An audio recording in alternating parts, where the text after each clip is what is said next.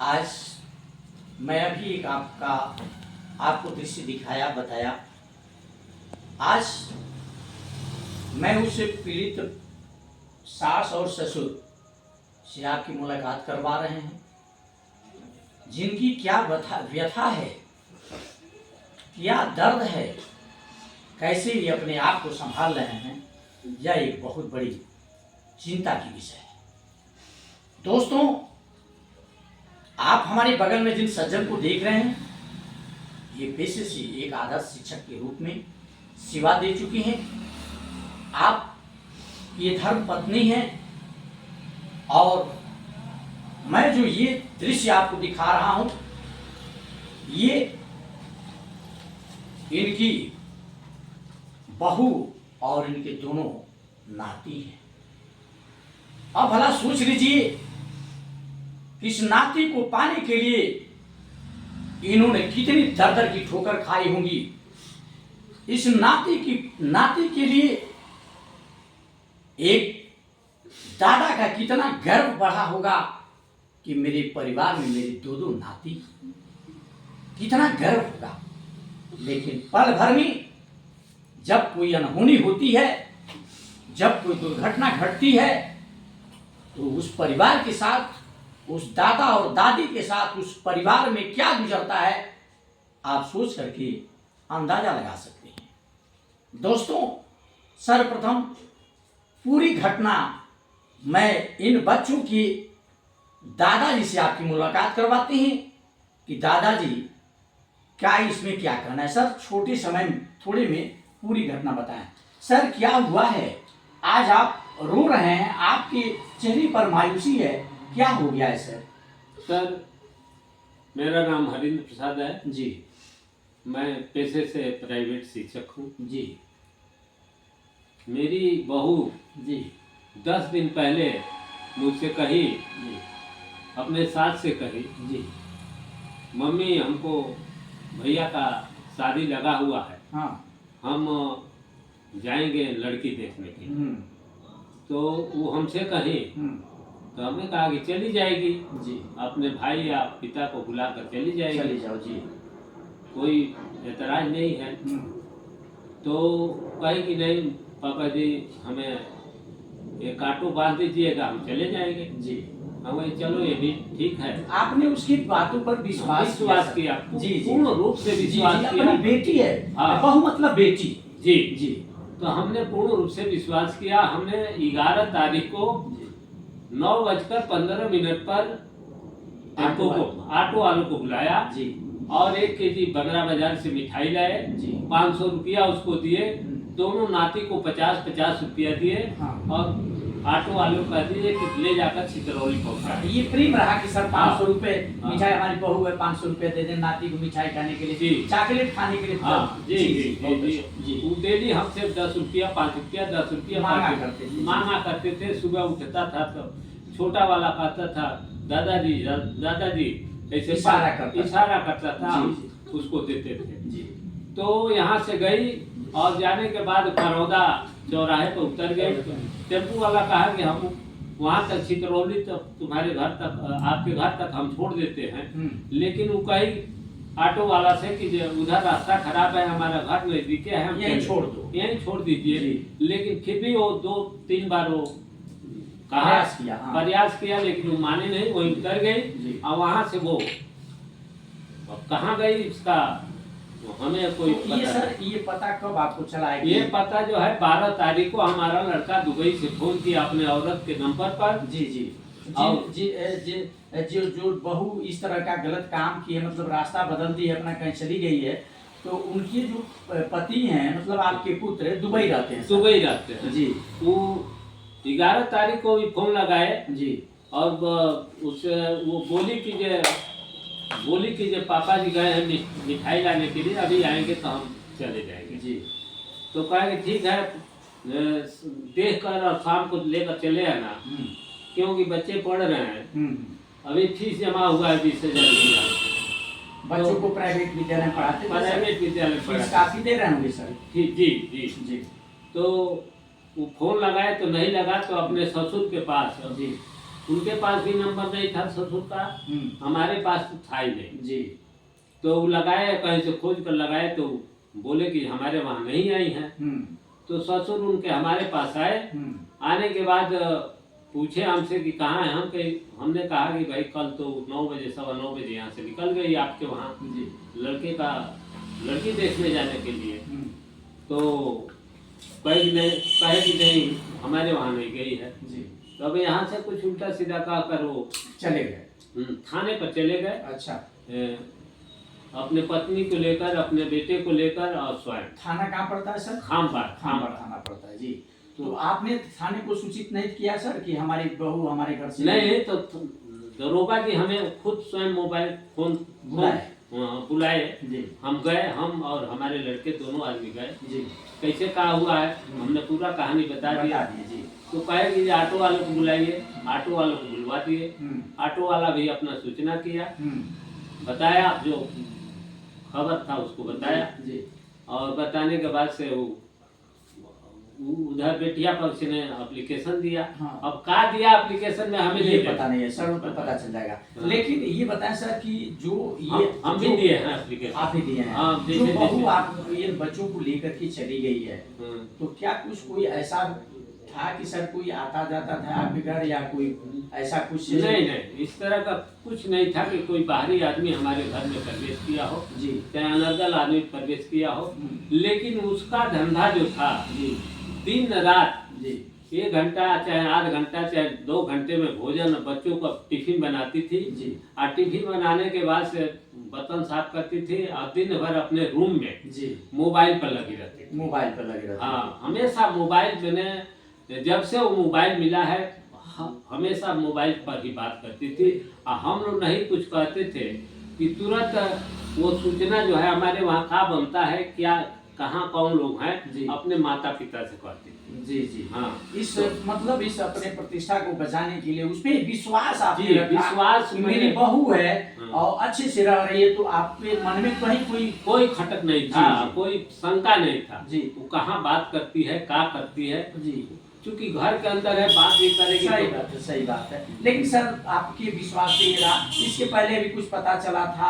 आपके ने बता भी रहा था सर इसके पहले कहीं पैर रख चुकी थी कुछ दिन पहले जी।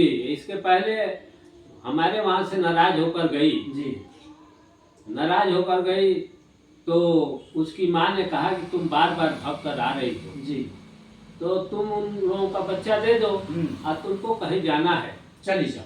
मतलब उस लड़की की माँ ने इस चीज को कहा, मतलब लड़की की माँ को यह पता था कि मेरी लड़की कहीं न कहीं बदमाशी कर रही है, तभी इस बात को कही जी, तभी इस बात को कही है जी। तो वो जो है वो वहाँ से सुबह 13 तारीख को जाती है, 14 तारीख को जी वहाँ से यह कहकर निकलती है कि हम जा रहे हैं अपने ससुराल बखरी। लेकिन वो वहाँ यहाँ नहीं पहुँचती है, यहाँ नहीं पहुँचती है, कहीं और निकल जाती है जी। लेकिन उसके माता पिता चारों तरफ ढूंढ रहे हैं, पता लगा रहे हैं। हमको ये नहीं जानकारी है घर से वो हमारे वहाँ चली है जी। तो एक मिनट जी, तो हमको नहीं पता था। लेकिन काफी जब विलम्ब हो गया तो उसके पिताजी कहे कि जो भाई हम लेकर आ रहे हैं, लेकिन वो तो घर से खराब थी, लेकिन वो हमसे नहीं बता रहे। संजोग से वो इधर मैरवा साइड में भगी थी। तो मैरवा साइड में हमारे छोटे लड़के का एक गांव पड़ता है, सगे संबंधी बड़गांव एक पड़ता है, वहाँ जो है उनके साधु उसको पहचाने थे। तो उसी दिन फोन किए कि ये घर पर बहू आपकी है, बहू है कि नहीं जी, बहू नहीं भाभी है कि नहीं, लड़के से। हाँ, तो कहे कि वो तो कल का नैहर गई है। तो नैहर गई है तो कहे कि नहीं वो तो यहाँ आई है। तो तब हमने फोन किया उनके ससुर के पास, नहीं समधी के पास, वही था, और समधी के पास जी। उन लोगों को बुलवाया, बोले कि जे आ जाइए आप लोग, हम पता लगाए हैं कहाँ गई, कहाँ है लड़की, कहाँ जी। तो लड़की का हमने बता दिया और चलिए हम लोग 5-6 मोटरसाइकिल लेकर गए वहाँ। उस दिन इतना पानी बरसा था कि रास्ता जो है बहुत कंजर हो गया था। जी जी।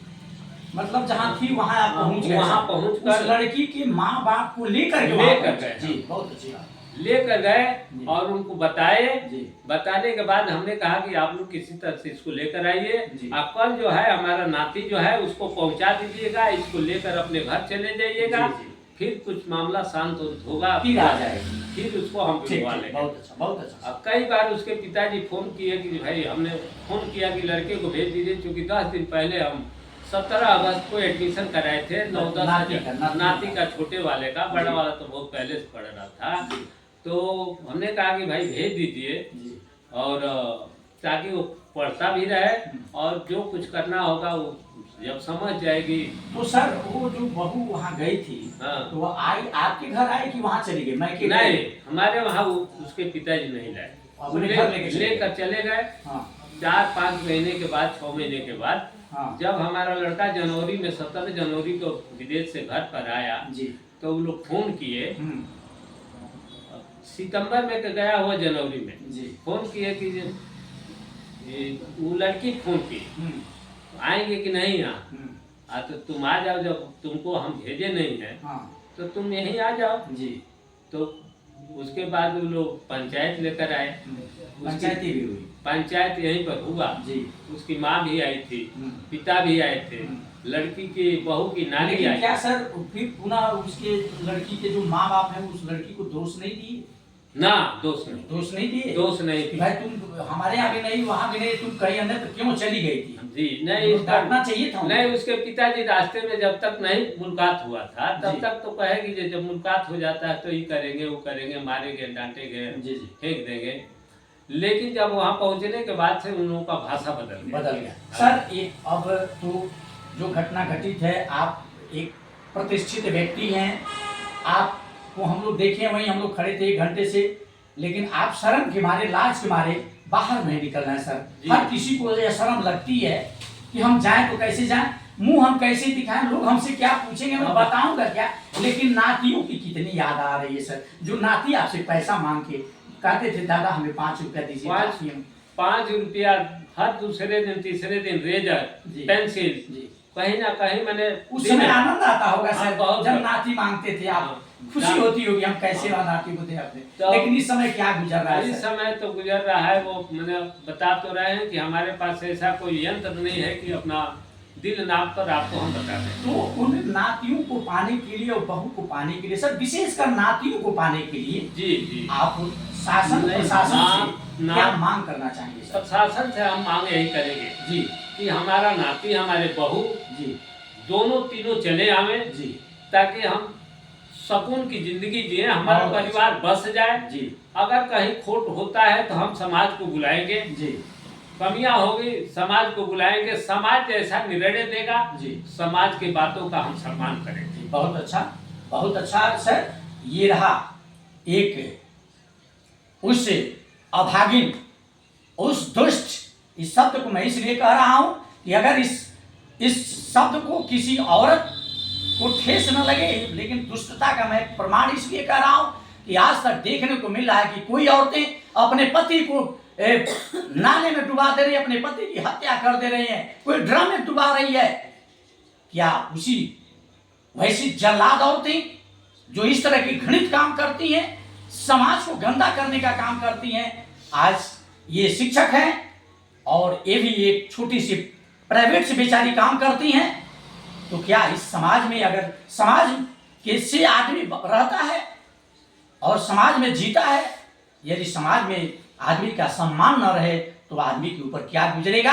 दोस्तों मैं बड़ी कह सकता हूं एक चीज आपसे कि इन लोगों का एक कहानी मुझे याद आती है कि बहुत साफ मैं आपसे बता दूं कि इस परिवार की वही हाल है कि जेकियापन हम जननी वीरान हो गई, जेकियापन हम जननी वीरान हो गई, ना जाने कौने घमंडे में चूर हो गई, हम जननी की चीनी है पेड़ा बनी, लेकिन सरले आचार्य की चूर हो गए, सरले आचार्य की चूर हो गए। दोस्तों वही सेम प्रक्रिया इस परिवार पे गुजर रही है, इस सास और ससुर के ऊपर गुजर रही है कि लोगों ने उस जिस दिन शादी हुआ होगा, बेटे की शादी होगी, इनको कितना गर्व होगा, कितनी खुशी होगी, मेरे घर में बहू आ रही है, मेरे घर में लक्ष्मी आ रही है, लक्ष्मी से 2 औलाद आ रहे हैं। लेकिन आज उस परिवार को बिखरता देख करके आप क्या कहेंगे, किसका दोष कहेंगे, समाज क्या कहेगा इन लोगों को, या उसको समाज क्या कहेगा।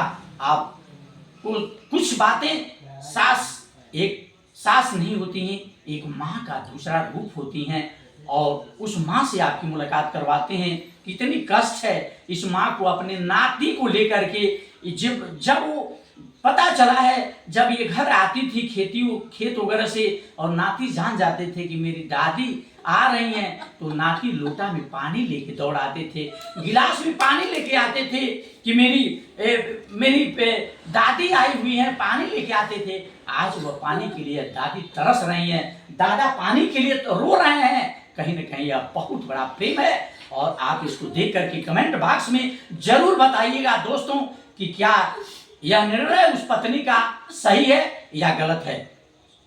चाची काहे रोगा रोवत हनी, का हो गइल बा रोगा के काहे रोवत हनी? बाबू लोग का हालत न होइल रे बाबू।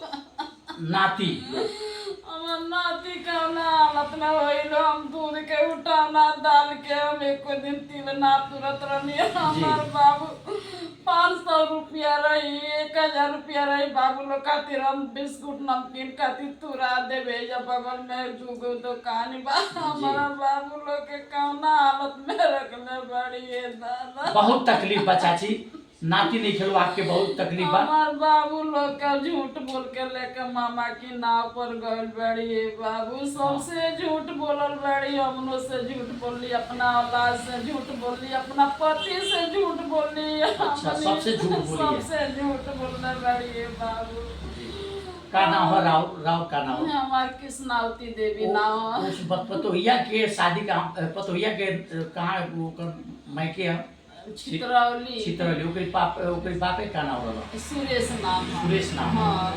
कितनी भाई है उसकी? उनको भाई 2 जना रहे, लोग जना भाई फंसरी लगा के मर गए ना। एक भाई बाड़ तो उनका शादी नहीं के, वो भाई लो से दोनों भाई लो से छोट रहली है। अच्छा। का जाने एकर महतारी एकर चाल चलन से एकर बियाह कर दियल। हमार एगो भाई लगे हुए हमने के। चलिए नसीब में रहल भाई इस तरह के। लेकिन कहीं न कहीं आपके नाती खातिर आप तड़पत हनी, रोत हनी।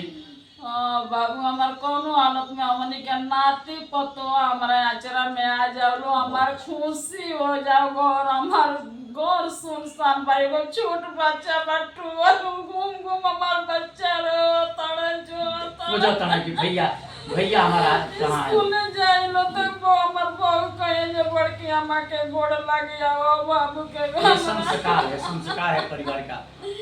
हमार बाबू राव का नाम हो चाची? राव का नाम हो? हमार कृष्णावती देवी नाम है बाबू। रो कुछ करे नहीं चाची?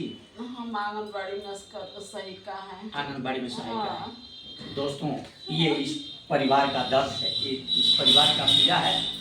मैं अपने दर्शकों से बताने का प्रयास करूंगा कि ये हमारी खबर जहां तक चली जा रही है दोस्तों, निश्चित तौर पे आप इस खबर को देखने के पश्चात यदि इस तरह की लड़की और ये 2 मासूम बच्चे जहां भी आपको दिखाई दें, मेरे चैनल के माध्यम से मेरे नंबर पे टेलीफोन करिएगा या खामपार थाने के पर टेलीफोन करिएगा। और ये दादा और दादी उन बच्चों की, इनका कहना है कि किसी भी हालत में मेरी बहू और मेरे दोनों नाती आ जाए मेरे पास, ताकि हमारे घर की खुशियां पुनः वापस आ जाएं, कोई शिकवा शिकायत नहीं रहेगी। ये इन लोगों का कहना है। रो करके बुरा हाल है। ये लोग बता रहे हैं कि मेरे घर उस दिन से भोजन तक नहीं बना है, चूल्हे नहीं जल रहे हैं। भला आप बताइए कितना प्रेम था। इसीलिए मैंने वो कहानी आपको सुनाया। और दोस्तों निश्चित तौर पे विशेषकर मैं खामपार थाने के एचएसओ महोदय और अपने जिले के कप्तान महोदय से मांग करना चाहेंगे कि महोदय, इस प्रकरण में यदि आपके पास कोई सूचना जाती है तो इस प्रकरण को गंभीरता से जांचें परखें, और बिना जांचे परखे इन लोगों के ऊपर कोई कार्रवाई न करें। पूरी संतुष्टि होने के बाद और संतुष्टि जब हो जाए उसमें आप सहयोग करें। और आज भी ये रो रहे हैं कि हमारी बहू और हमारे दोनों पौत्र आ जाएं। निश्चित तौर पे मैं भी अब गुजारिश करना चाहूँगा अपने दर्शकों से कि अगर इस तरह के बच्चे और ये उन बच्चों की माँ कहीं दिखाई देती है तो मेरे चैनल के माध्यम से जरूर मुझे सूचित करेंगे और उन बच्चों को सकुशल घर लाया जाए। और यह एक परोपकार है और यही एक धर्म बनता है। या किसी ने सत्य ही कहा है, परोपकार पुण्याय पापायाम परपीडनम। परोपकार करना एक बहुत बड़ा पुण्य काम होता है और पाप तो वह है जो ये लड़की ने किया है, जो ये औरत ने किया है, इस परिवार की बहू ने किया है, वह पाप है। निश्चित तौर पे मैं भगवान तो नहीं हूं, लेकिन इतना जरूर श्राप दे रहा हूं कि तुम जहां भी रहोगी इन बच्चों के साथ खुशहाल नहीं रह पाओगी। और इस मेरे श्राप का मेरा श्राप तुम्हारे ऊपर लगेगा और छटपटा करके वहीं तुम्हें कोई रास्ता नहीं दिखाई देगा और निश्चित तुम्हें भाग करके आना पड़ेगा। जय हिंद, जय भारत।